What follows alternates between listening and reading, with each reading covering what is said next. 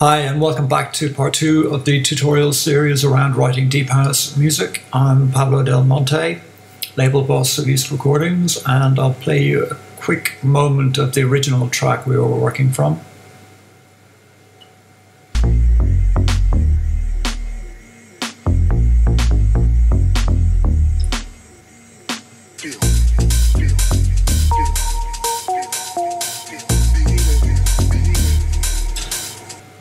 And we were using that to derive ideas to develop a remix of the track, and that'll be out in May 2015 on East Recordings. And we're going to be running a remix competition based around this tutorial series, where I'll be making available the Logic project at the end, and also the parts to remix. And all you need to do is subscribe to our website, which is eastrecordings.com. Go to the sign up page and you'll get a newsletter, and in the newsletter in about 4 weeks time, you will find out how to enter the competition. And in case you're wondering what date it is, it's now the 19th of April. Just in case you're watching the video in the future and the competition has already finished. I don't want you entering into a competition that's not running. Yeah, quick reminder of the track where we were at.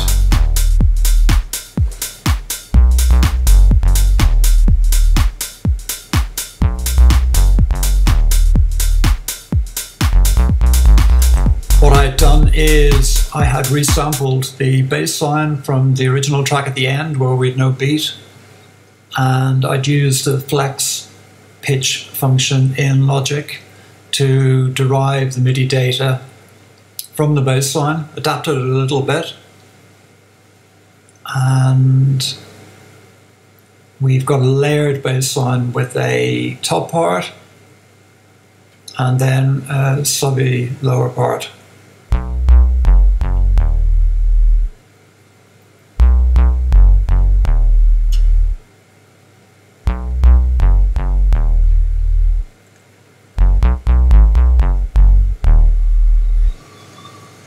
Now, what I'd like to do is to look at the top part a little bit, which I made in the retro synth. And I'll quickly play you the low end too.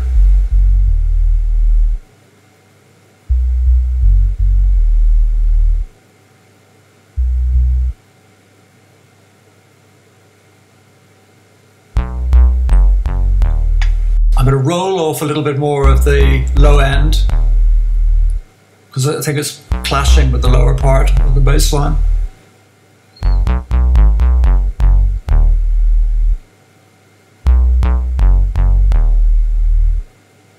And then I'm going to add in a bit crusher to give it a little bit more crunch on the top.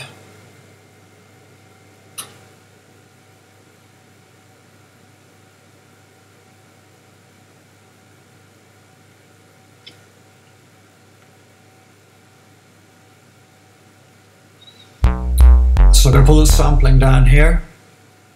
That'd be too much, but I'll pull it back from there.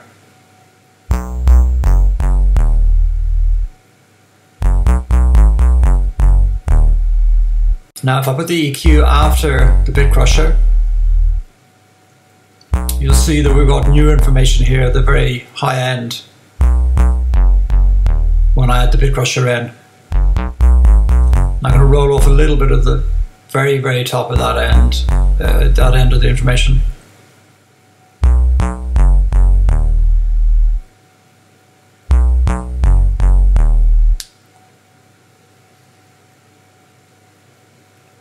And what I would like to do is add a little bit of reverb. We've got a tiny bit of room reverb on it, but I'd like to add a bit of the hole that we had from part 1 in the tutorial.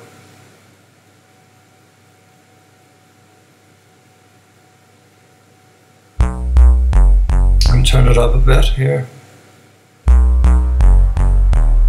That'll be way too much, but just so we can hear what we're working with. Now I'm going to roll off the low end information going into the whole reverb, because I don't want the very, very low end to be affected. Pull that back a bit.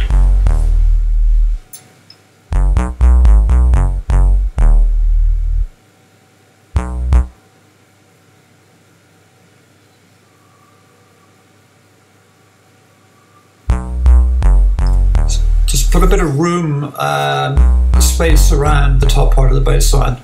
I'm going to put the EQ back to where it should be at the beginning of the channel. Play the kick drum.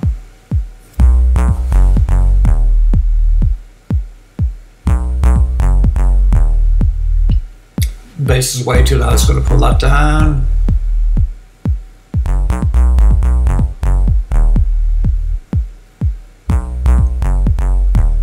Can't really hear the kick drum that well, so what I'm going to do is add a little hi-hat in onto the top of it on the beat.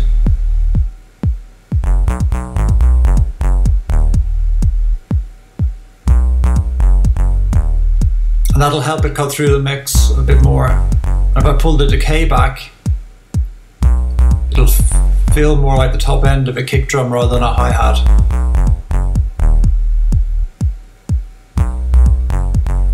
Bring up the level of the kick.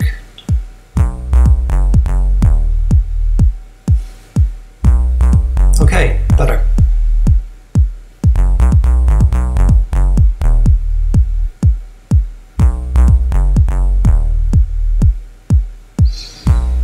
Now, what I like to do is to automate the release time on the bass, whereby it's going to fill in the gap a little bit here at the end of the long note in the bass line. So it's going to go to the retro synth and show you what I mean. If I grab the release on the envelope and then pull it out on that long note,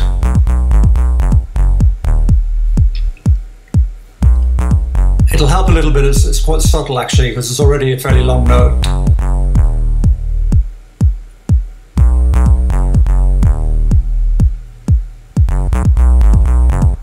Okay, let's open up the automation lane and do that.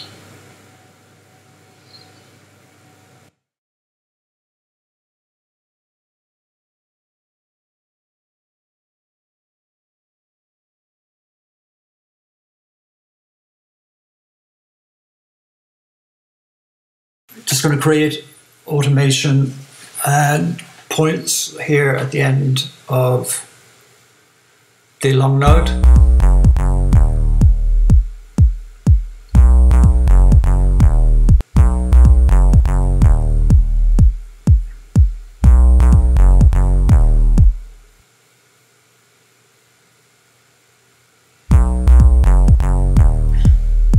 Okay, so the release is making it a much longer note now, and I'm going to select the automation and copy it over.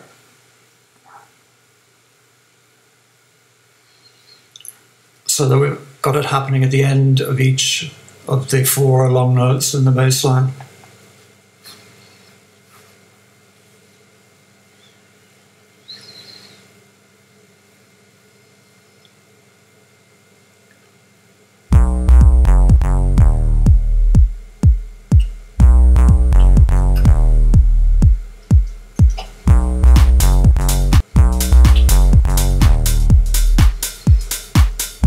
Reverb down a tiny bit.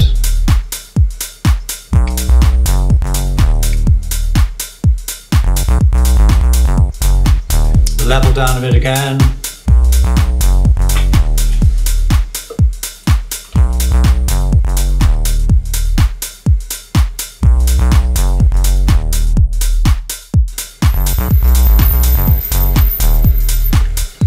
Now, if you recall, we had a kind of acidy lead part, which I didn't like that much.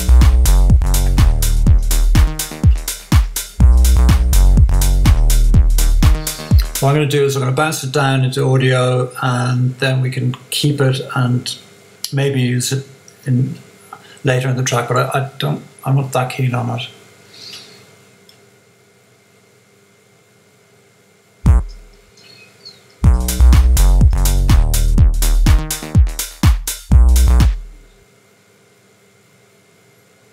Do you know what I'm going to do? I've got a better idea. I've created a 303 patch the other day, which I much prefer.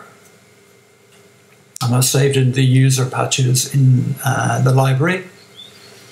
I'm going to try and find if we can come up with a better acid sound. It's going to take one big long note here because I'm going to arpeggiate it to get a 303-like effect.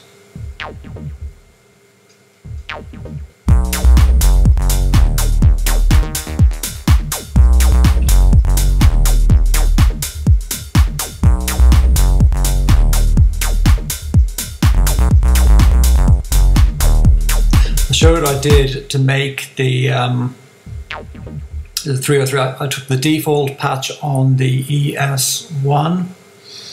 I put the top oscillator to a pulse wave and the lower one to, I think, a sawtooth wave with a bit of noise maybe in there, whichever waveform that might be, that one there. And then I set the mix between the two oscillators pretty much to the middle. I pulled the sustain back, had a little bit of release and decay, and the attack pretty much on 0.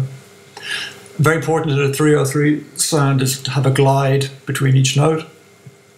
Cut off low pass filter way down, and then res about halfway up.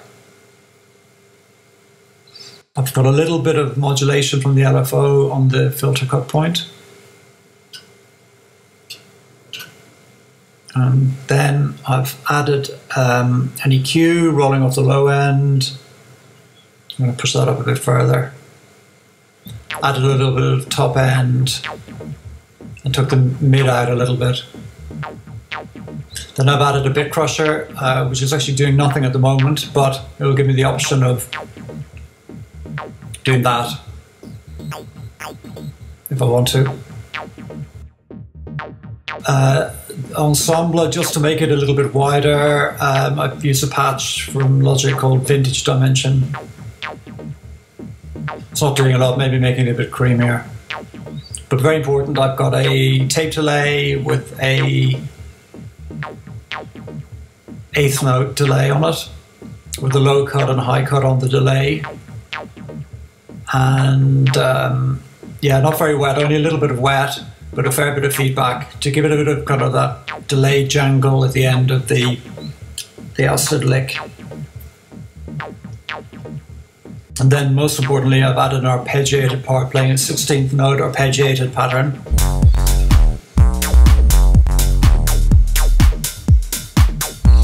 And so let's go through the different patches here to see, find one that we like.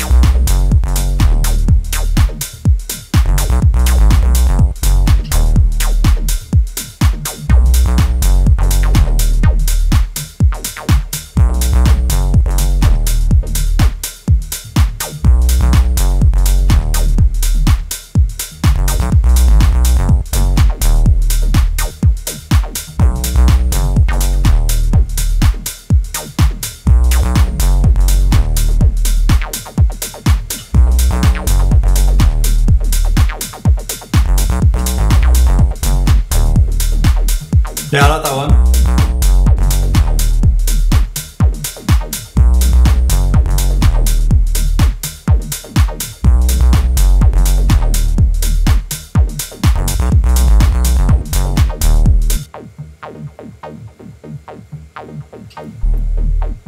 Now, obviously I don't want the bass line and the 303 to be clashing with each other, so I need to get them out of the way of each other a bit here. So I'm going to bounce down the audio, the 303 MIDI to audio.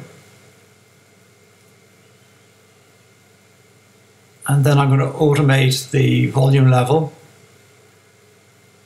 wherein when the bass line is playing, the volume level of the 303 will come down.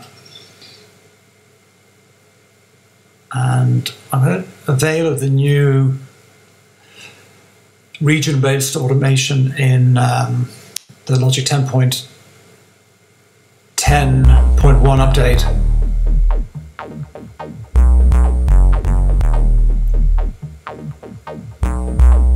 So it's on track at the moment. I'm going to put it onto the region. So I'm only going to automate the volume level for that region in focus there now, not for the whole track. Pretty handy new function, actually, I find. Okay, so we need to draw in an automation node or two.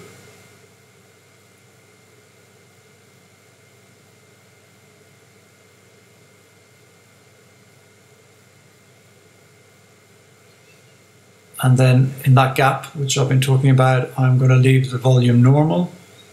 But when the bassline is playing, I'm going to pull the volume down.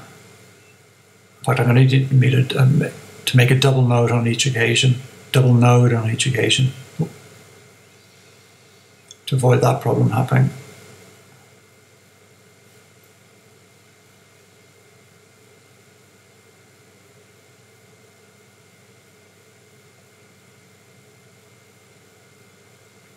It'll also add a bit of dynamic range to the 303.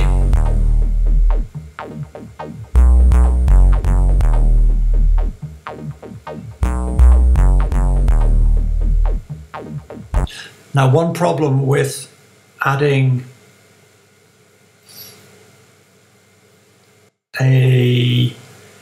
using volume automation means that you've got no control over the overall volume level later, but I'll come back to that. What I'm going to do now is add a tremolo pan to push the 303 part wide. So we've got the bass pretty much going down the middle. I'm going to pan it on a quarter note, I think. Now, if you've got headphones on, you'll really hear that.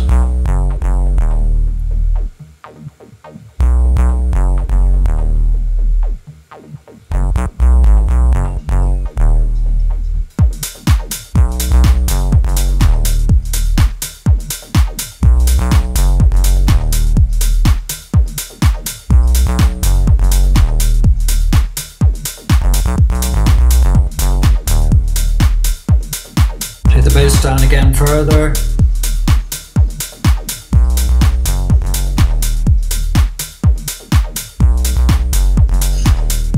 Yeah, so I want to make that louder. It's a problem I talked about before. I can't do that because of the automation being on the volume, therefore the fade will keep on moving up and down. So if I can get around that by adding in my gain by putting a utility plugin at the beginning of the channel.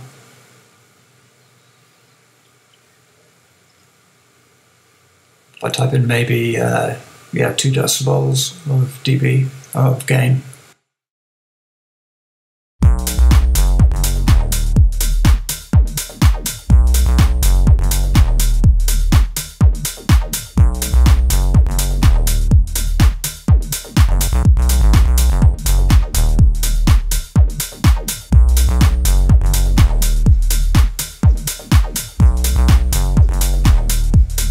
Yeah, I like that.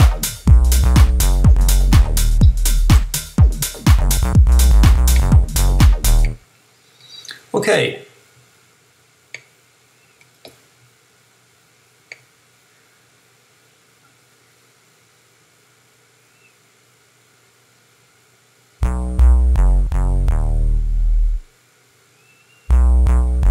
Kind of add a little bit of delay to give a bit of movement to the bass line. So I put the tape delay on.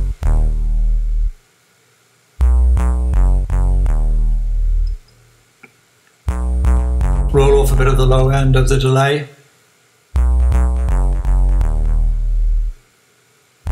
And try the different delay times to find one that I like. I think I'll go a quarter note, 8 notes.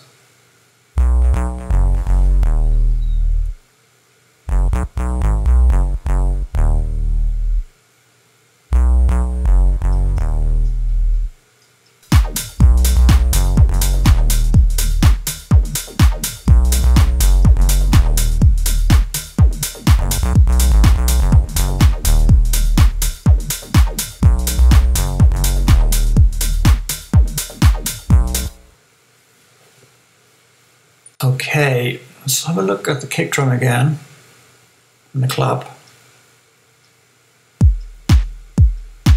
Yeah, I got the clap too loud, and I'm going to add a little bit of plate reverb to it.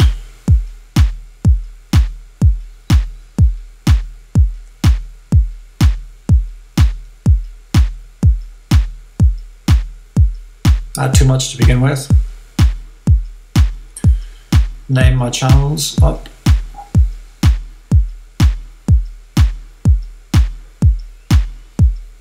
And find a plate that I like.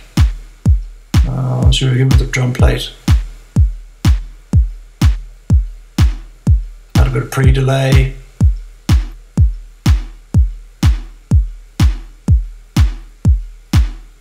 Not bad. Pull that back a bit.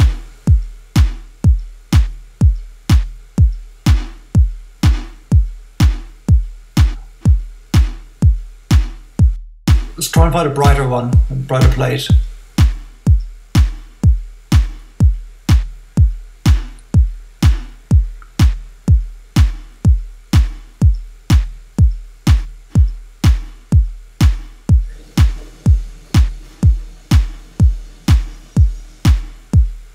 Yeah, I could call out that one, and again pull it back. A plate delay will add width to the image, but not depth. It won't push it too far back in the mix. Like a hole will do that, but a plate will give you kind of more width on the clap. But I'll take a bit of the very tip-top end off and roll off a fair bit of the low end on the reverb.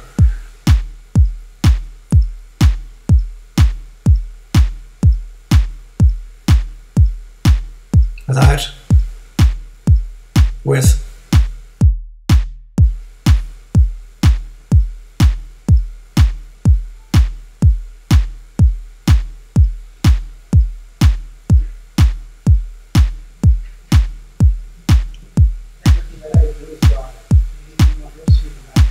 Yeah, I like that. But I'm going to make I'm going to add a bit more bite to the, it's actually a snare and a clap coming out of that channel. If I go to the Studio FET compressor in Logic, it's a very quick acting compressor, so I'm going to pull the attack all the way down and then pull the release forward, i.e. a short release, threshold down, and a bit of gain to make up gain.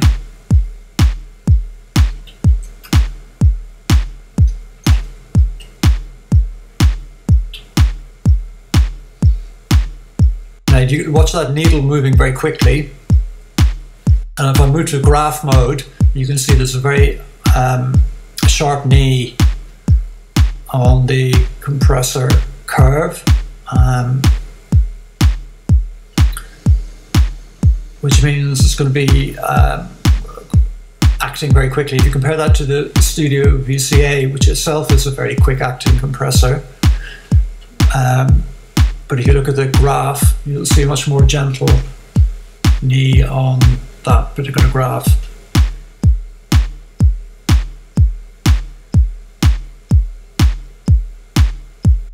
Now if I add a bit of distortion in, that should help. But the distortion will make the overall gain jump quite a lot, so I'm going to pull the output gain down to to even that out. Okay, without. With. Much better.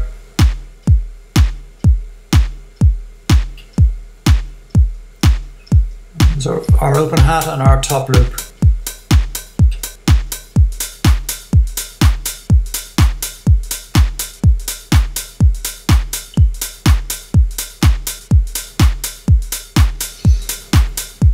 And our bass line back in.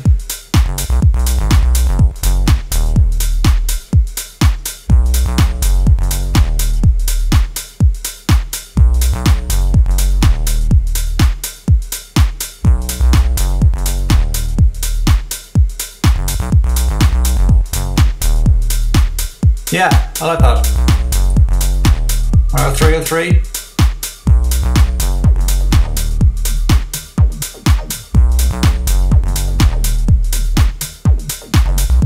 Add a bit more gain again to the 303.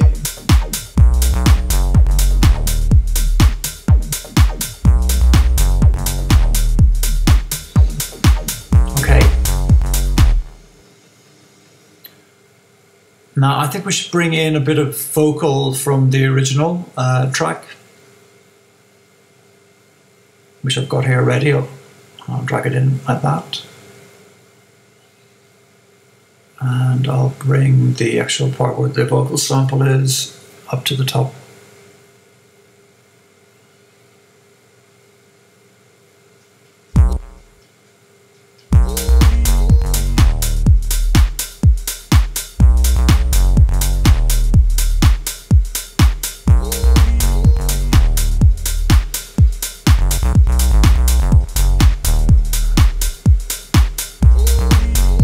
And I think I'll bring in another bit of vocal.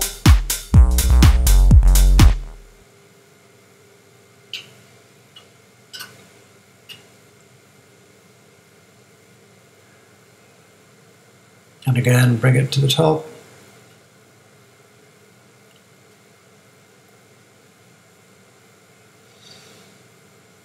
I'm going to try it initially having it on the beat, turn the other vocal off.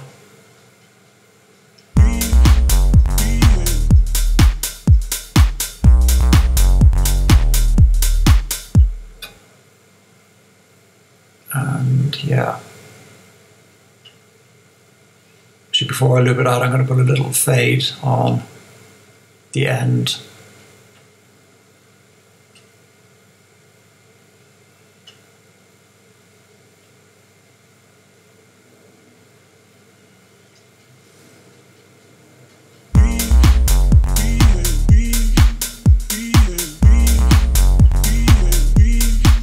I'm going to try it on the offbeat.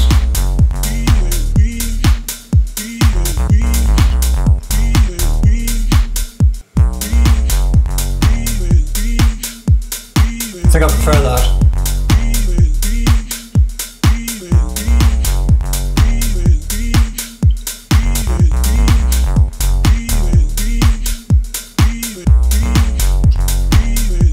Although I'm hearing a bit of a ringing in the low end,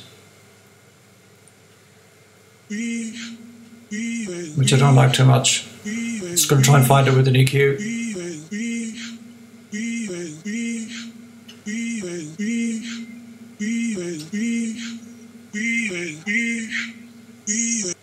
Found it there, I think.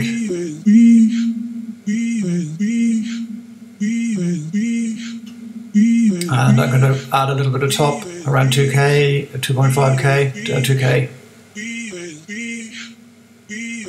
I think that kind of booming low end came from a reverb that was probably bounced in with the audio file from the original track.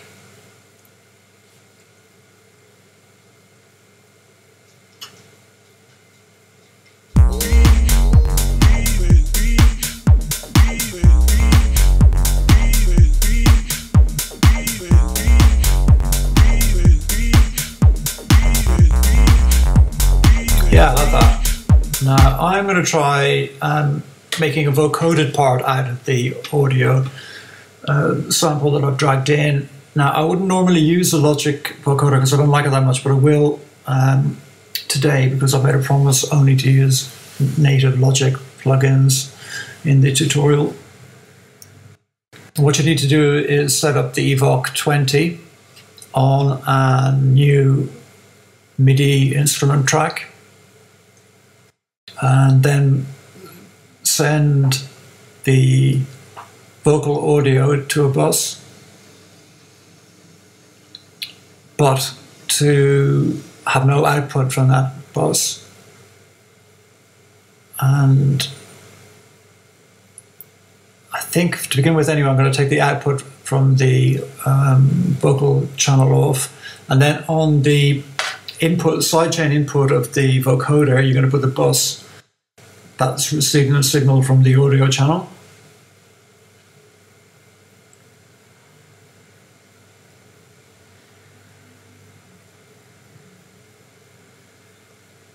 And then the final thing you'll need to do is to play a note on the keyboard to trigger the... No, one thing you have to do is in the input area here, the signal, you need to change it to vocoder. Now when I play a note, that note is being triggered by the vocal from the audio file above it.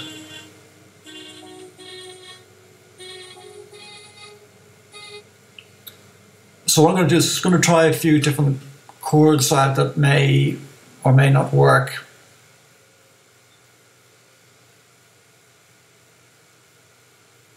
And now I'm going to have the vocal playing too.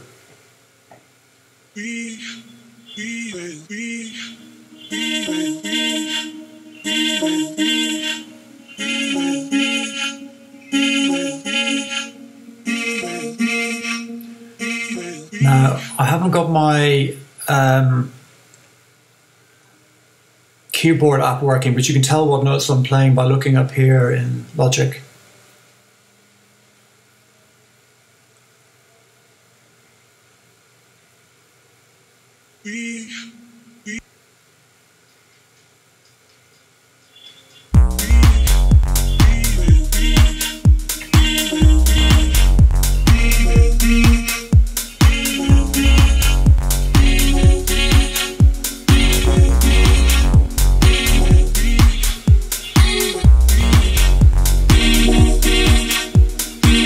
Okay, I love that chord. I'm going to play that in.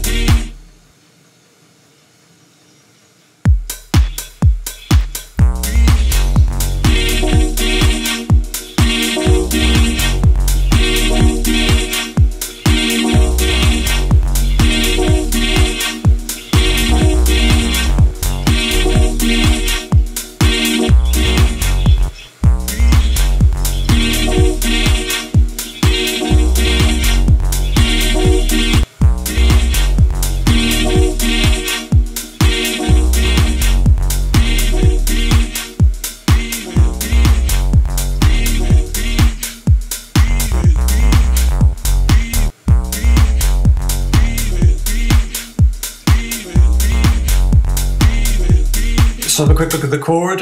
So I've got an E flat minor triad. I've got the root on the, that's actually the second version.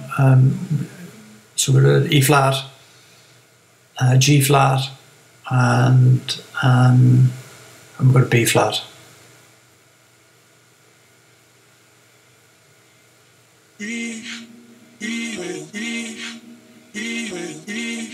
Going to roll off a little bit of the low end.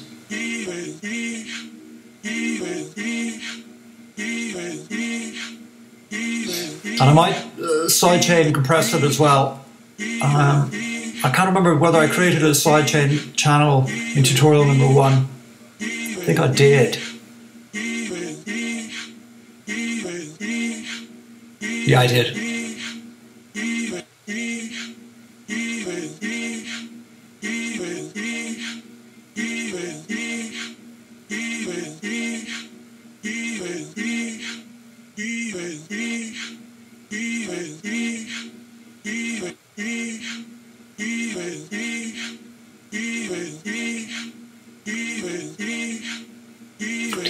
Just to give a bit more movement to the vocoded part.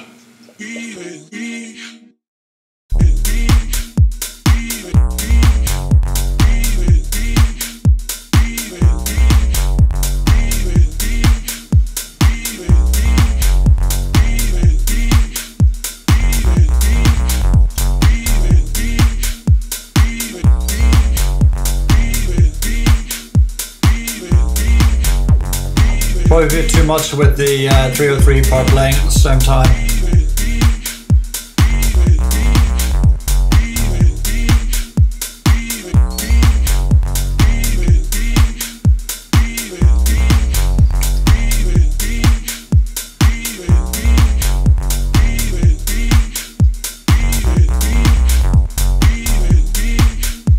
Just going to make the loop complete here.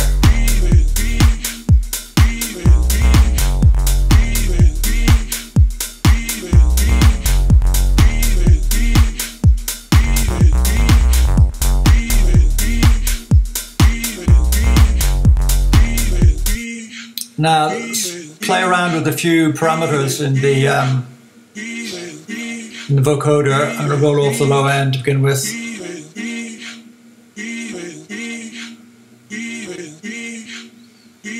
The formant should be a good one. Where can I find the formant? I'll come back in a moment to do that.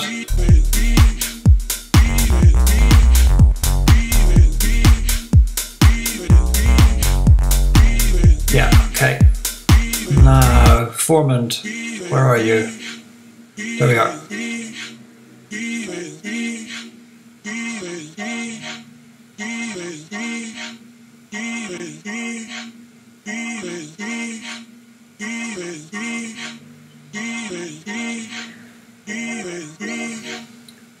Now I'm going to manually record that in or automate it in.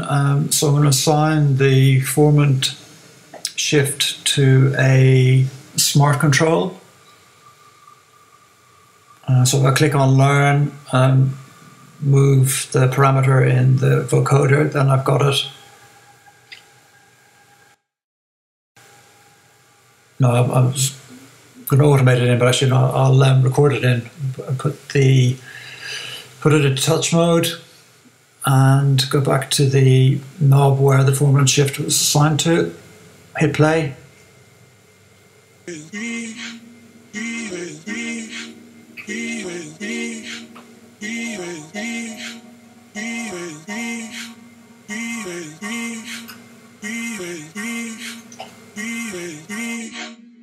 Put it back into read mode.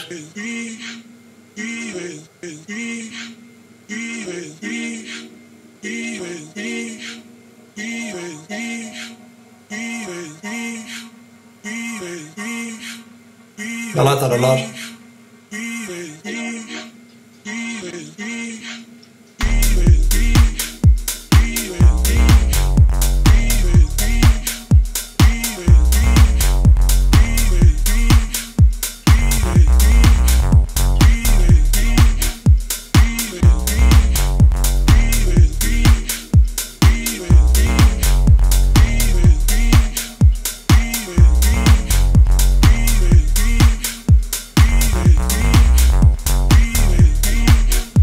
Yeah, it's going to be too much of that 303 playing with the vocoder. But yeah, I think we've got the beginnings of a good tune going here. Now, what should we do? Let's go back to our drums for a little bit.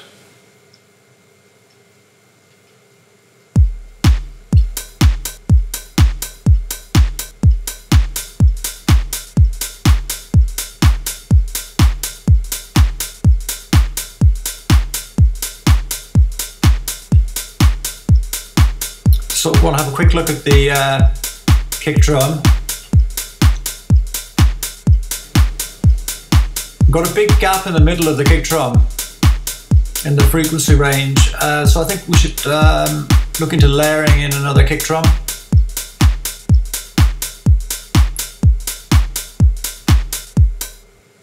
And I'm going to add another audio track and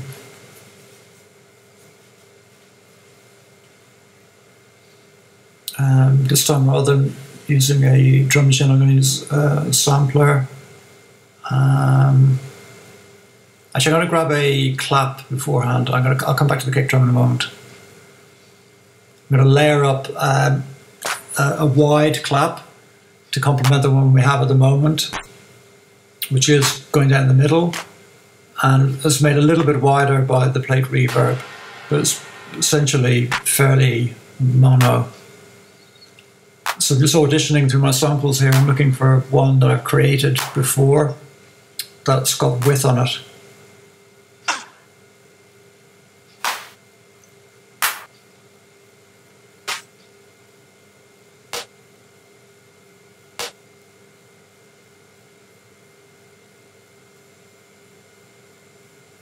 And then again, I put it on the 2 and 4 beat.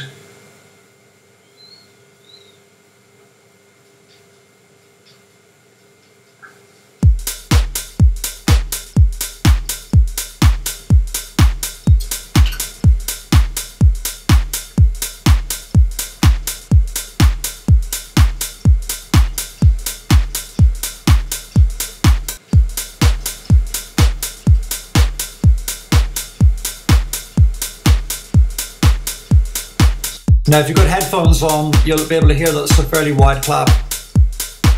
add a bit of room reverb.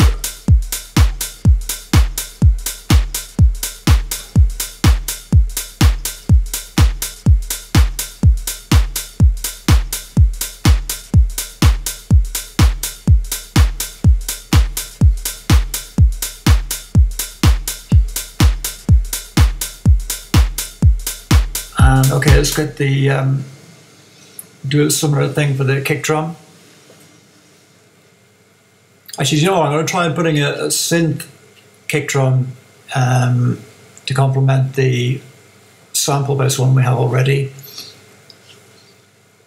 And I've got an ES1 patch I created before for creating kick drums. I'm going to load that up. And what we've got here, we've got, I'm just using the low oscillator for the moment, which is the sub oscillator. And I'm going to create a forward to the floor pattern, create a note. I'm going to put in the key of the track, or a key that will work in the track, which is D sharp, E flat. And a new function in Logic 10.1 update, Command R, it will repeat out the note in the piano roll. That's Command R.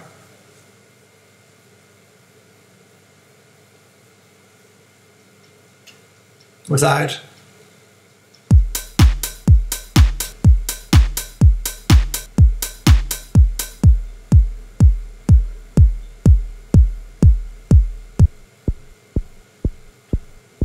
It's actually not doing a huge amount of that, and if I remember, I've got a few smart controls assigned to it, which should be able to beef it up a little bit. Let's have a look. Yeah, I've got one for adding a little bit of low end, which brings in a triangle wave at the top oscillator. And what else have I got?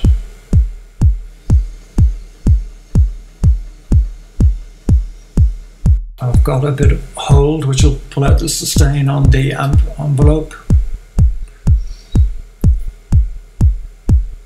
And a bit of knock, which is opening up the filter cutoff. Don't like that one too much. Click, which looks like it's playing with the filter attack time, I think.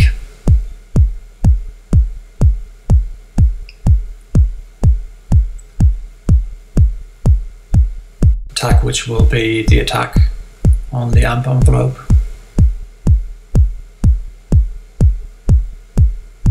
Without, with.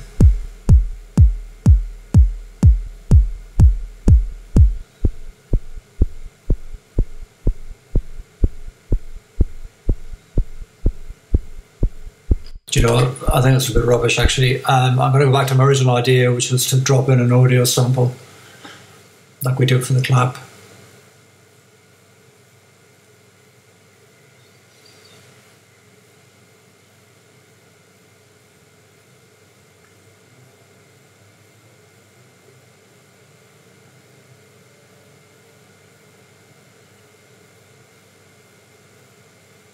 No, changed my mind again. I'm going to put it in I'm going to use an EXS sampler, that way I can load in about 4 or 5 different kick drums and audition ones that I like, and pick the one that I like from the collection. So what I'm going to do is go through my sample library here and find a pack that will have a bunch of kick drums. But I want individual hits rather than a looped sample, which won't work. And unfortunately, all the ones I'm going through here seem to be loop-based ones.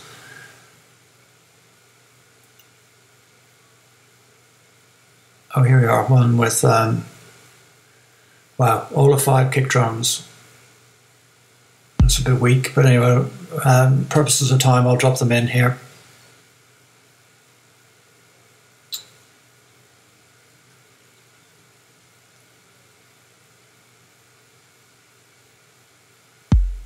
Oh, it looks like one of them is a loop after all. Anyway, that's a bit annoying. I'll stop in a moment.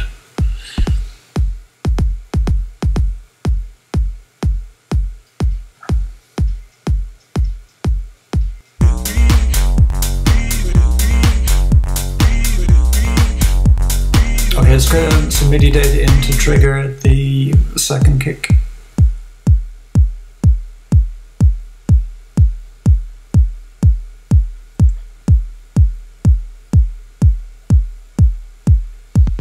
And we're going to try our Command R trick again.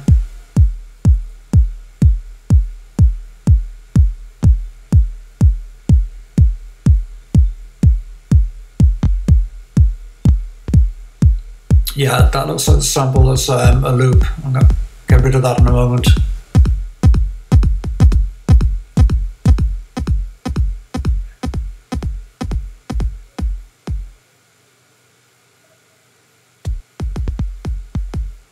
Yeah, okay. If I go to here, no, I go to edit, then I can delete it. Bye-bye.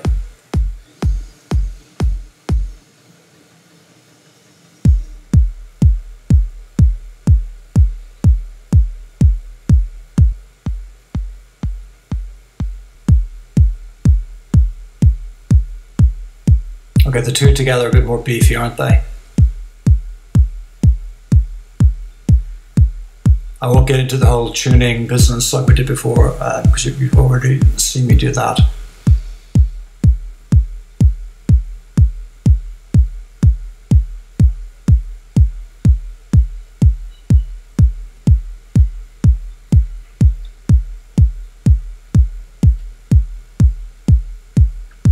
Okay, let's get our other drum elements back in. Actually, we're going to route them all to one group before I do that.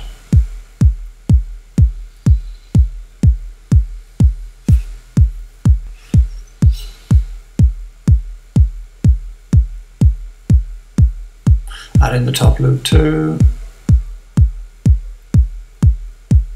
And our wide clap.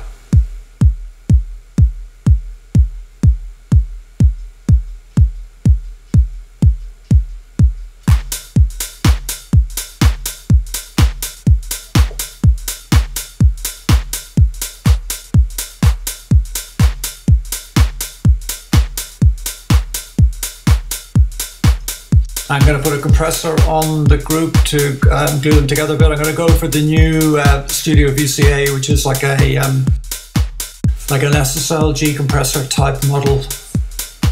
Take the attack time back and have a quick release. Just looking for a few dBs of gain reduction and then make that up again. I'm clipping on the channel, so I'm going to put a limiter on without, with.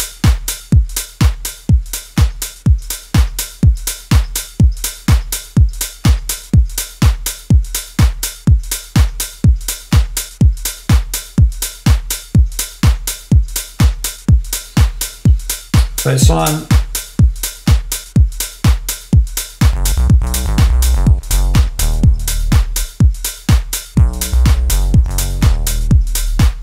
Going to take a little bit of the top away on the bass and put the low end up a bit on the bass.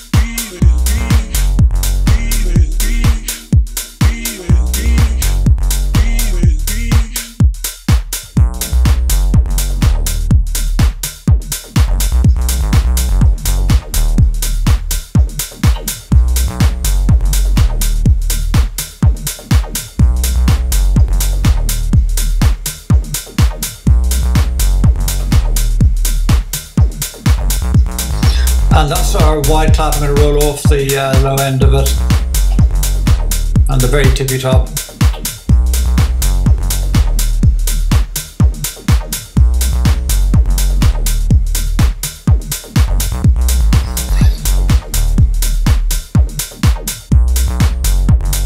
Nearing the end of the tutorial, so I'm going to colour everything up here for next time, make it easier to orientate ourselves. Red for my drums.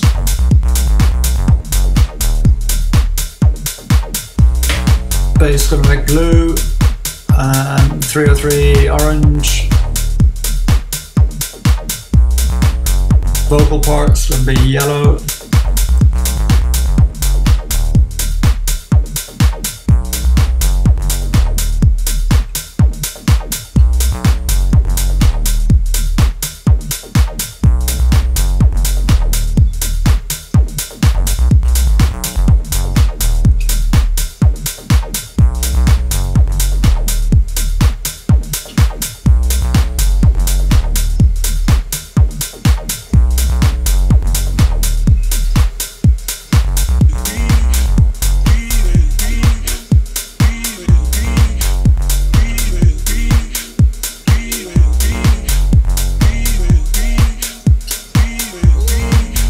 Okay, we're going to have a little look at the high vocal part.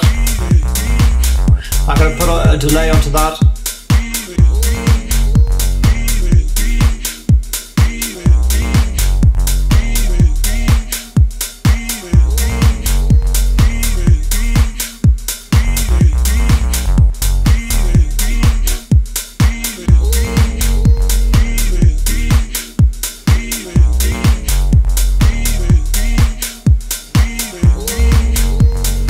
Okay, yeah, I like that. And I'm going to bring in the MIDI data from Ultrabeat 2 before we wrap up. So you can go down here to the pattern area and drag and drop into Logic. And then remember to turn off Ultrabeat so you don't have double playing.